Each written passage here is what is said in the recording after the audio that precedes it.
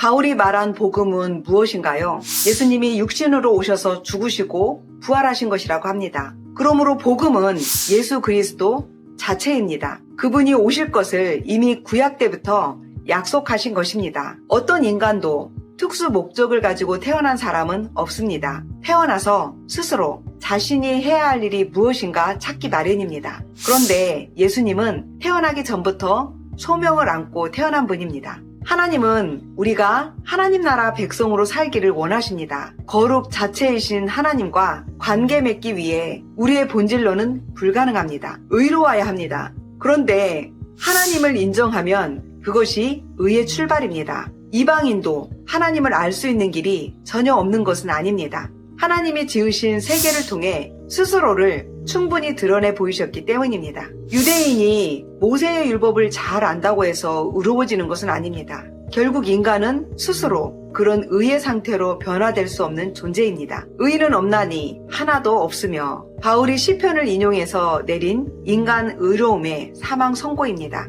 헬라인도 유대인도 모두 다 죄 아래 있다는 것입니다. 그런데 길이 있습니다. 율법의 행위로는 하나님 앞에 의롭다고 인정받을 사람이 아무도 없습니다. 그런데 하나님의 의가 나타났습니다. 복음 자체이신 예수 그리스도를 믿는 것입니다. 믿으면 의인으로 살 수 있습니다. 하나님과 관계를 맺을 수 있다는 것입니다.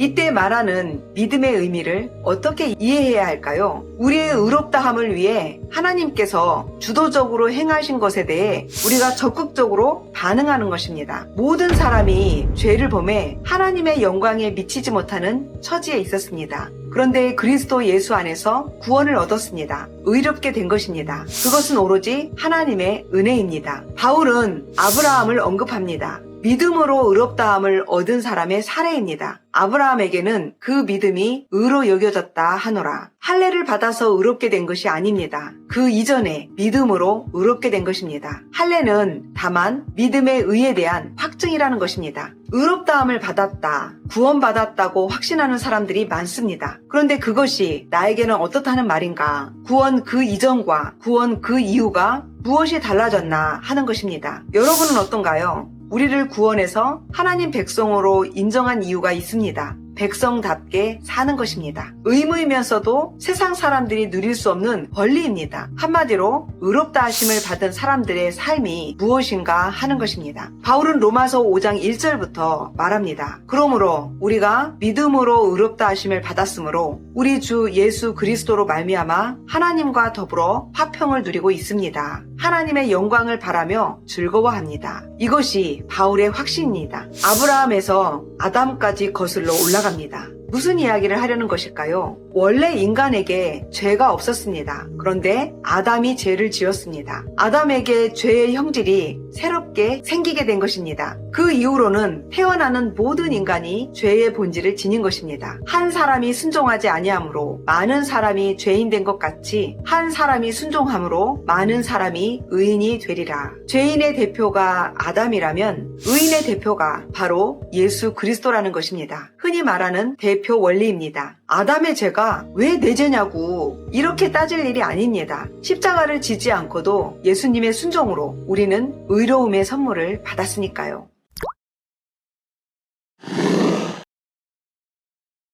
정체성이 분명하다는 말뜻은 관계 안에서 분명한 자기 역할을 인식하고 또 그대로 살려고 애쓰는 것이 아닐까 합니다. 부모는 부모답게, 자녀는 자녀답게, 이 말도 분명한 정체성의 한 예입니다. 하나님은 우리를 의로운 자로 선언했습니다. 구원받은 것입니다. 그렇다면 하나님의 자녀다운 정체성을 가져야 합니다. 자녀가 자녀답지 못하다면 부모의 심경이 어떠하겠습니까? 죄로 죽은 자 가운데서 우리를 살리신 이유는 새 생명 가운데서 행하게 하려 한 것입니다. 죄의 종노릇을 하다가 그 관계에서 벗어나 하나님을 더 잘 따르며 사는 것을 우리는 성화라고 합니다. 성화에 이르려고 힘을 다하는 삶이 바로 하나님 나라 상류 백성의 정체성입니다. 그런데 그것은 법으로 되는 것이 아닙니다. 무엇을 하라, 하지 마라로 이루어지는 것은 아닙니다. 율법은 언젠가 해결책이 아니라 미봉책에 불과합니다. 법치로는 한계가 있습니다. 물론 율법이 아무 유익이 없는 것은 아닙니다. 적어도 내가 무엇을 잘못하고 있나 스스로 깨닫게는 해줍니다. 나의 나됨에 대한 부딪힘이 있어야 우리는 하나님의 존재를 사유하게 됩니다. 그래서 율법은 하나님의 은혜를 담을 그릇입니다. 하지만 그것이 하나님 나라 백성의 합당한 성숙을 가져다 주지는 못합니다. 정작 삶에서 제 힘을 발휘할 수 없습니다. 사람은 선을 향한 충동이 있는 반면 악을 향한 충동도 늘 자라고 있습니다. 그 딜레마에서 스스로 선하게 살아보려고 애써본 사람이면 압니다. 자신이 얼마나 비참한 존재인지. 왜 그런가요? 생각만큼 잘 안 되거든요. 그런 심경을 바울은 이렇게 드러냅니다. 오호라, 나는 공고한 사람이로라. 이 사망의 몸에서 누가 나를 건져내랴. 내가 해볼 수 있는 것은 무엇인지 다 해봤지만 결국 아무 소용이 없다는 것입니다. 절벽 끝에 선 심정이라는 것입니다. 구약적 율법으로 살 때 느끼는 한계입니다. 바울은 이어서 곧바로 예수 그리스도께 감사합니다. 육신의 법이 아닌 성령의 법을 주신 것에 대한 감사입니다. 죄와 싸울 수 있는 예리한 검은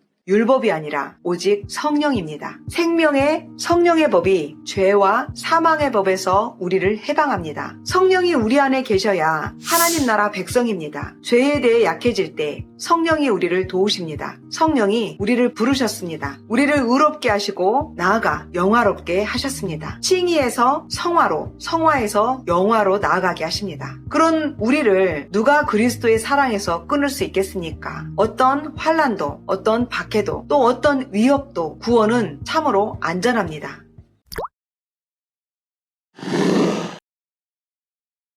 하나님이 구원을 위해서는 스스로 하고자 하는 바대로 하십니다. 그것을 흔히 하나님의 주권이라고 말합니다. 하나님의 선택도 주권적이십니다. 에서를 택하지 않고 야곱을 택한 것도 같은 이유입니다. 하나님이 구원의 샘플로 이스라엘을 선택했습니다. 그들이 그럴만해서가 아닙니다. 하나님이 그렇게 하신 것입니다. 하나님의 주권 영역입니다. 그런데도 그들은 하나님의 의에 이르기 위해 율법에만 기대려 합니다. 율법의 행위로는 안 되는데 말입니다. 예수 그리스도를 믿는 믿음으로 의에 이르러야 합니다. 그런데도 그들은 그리스도를 끝까지 거부합니다. 예수를 그들의 혈통에서 나게 하셨는데도 믿지 않고 배척했습니다. 그들이 구원 얻지 못한 것은 그들의 책임입니다. 핑계할 수 없다는 것입니다. 하나님을 섬기는데 열성이 있지만 그리스도로 의롭게 되는 것은 알지 못합니다. 율법에 근거한 의만을 알기 때문입니다. 그러나 분명합니다. 누구든지 주의 이름을 부르는 자는 구원을 받으리라. 유대인들이 믿음에 근거한